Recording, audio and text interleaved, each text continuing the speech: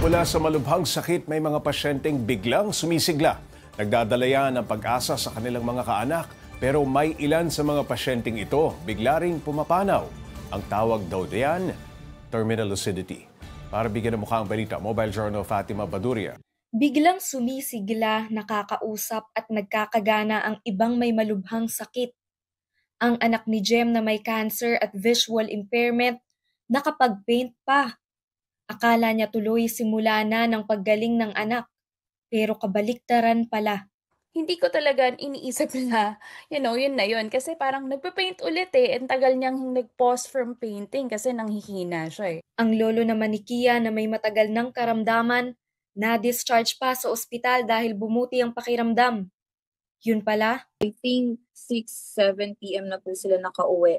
And then around 1 in the morning, he passed away. madalas daw mangyari ang tinatawag na terminal lucidity sa mga taong may terminal o chronic illnesses. Ang ibang pasyente, pinaniniwala ang sinusundo na dahil nakikita raw ang mga pumanaw na mahal sa buhay.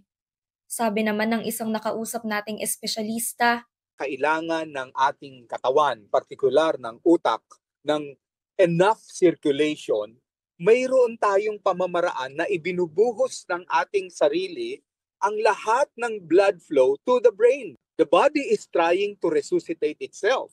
So, bibigyan mo ngayon ng maraming sirkulasyon ng dugo ang utak, nagkakaroon tuloy ng clarity yung utak na yon. Ito rin daw ang sinabi kay Jem. Sabi ng neurologist niya nun is, it's something na science cannot fully explain. Ang theory nila, maraming changes sa brain chemistry or yung oxygen levels ng katawan natin na parang yung binibigay niya yung lahat as a final surge nung parang neurological activity ng katawan. Pero hindi naman baliwala ang pag-asa ng kaanak ng ilang pasyente. May iba raw na naitatawid ang hirap at tuluyang gumagaling. Imbis na pumanaw sila, suddenly na-revive sila. So that is a terminal lucidity, but a chance for the body to recover. Pagkakataon din kung tutuusin ang huling paalam sa ating mga mahal sa buhay. Baka ito rin ang maghahatid sa kanila sa mapayapang huling hantungan. Mobile journalist Fatima Baduria po, hatid ang mukha ng balita.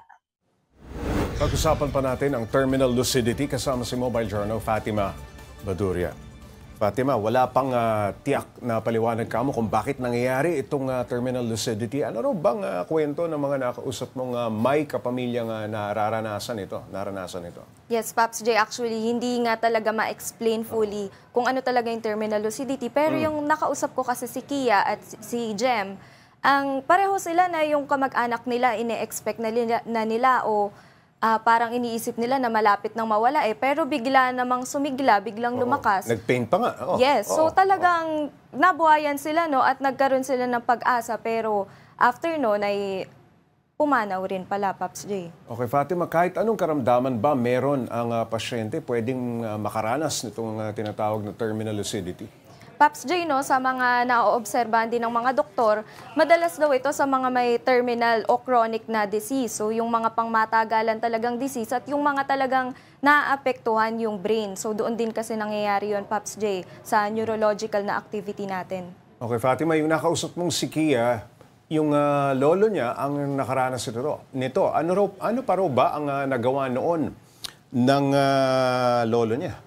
Paps J, sa kwento kasi ni Kia, yung lolo niya ay nahihirapan ng huminga dahil komplikado na raw talaga yung sakit. Pero biglang umayos yung paghinga niya at naglalambing pa nga dun sa mga kasama niya sa ospital. So, parang namamaalam, yung sinasabi ng mga kaanak. Yes, Paps J. At kasi yung terminal lucidity daw talagang nakikita rin ito sa vital signs So, bumubuti talaga. Kaya na-discharge pa siya. Pero yun pala, after ilang oras lang ay mawawala din. Kala nila gagaling na talaga. Yes. Okay. Kung terminal lucidity nga yung pinagdaraanan ng isang pasyente, may oras lang ba yan bago sila tuluyang mamaalam o tumatagal din ng ilang araw? Paps J, kung yung... may mga cases parang days Yes, iba-iba actually. Kung yung lolo ni Kia ay 6 to 7 hours lang ay nawala rin, yung anak naman ni Jem umabot ng 5 days na malakas siya na nagpe-paint pa nga, di ba? At parehong cancer yung sakit?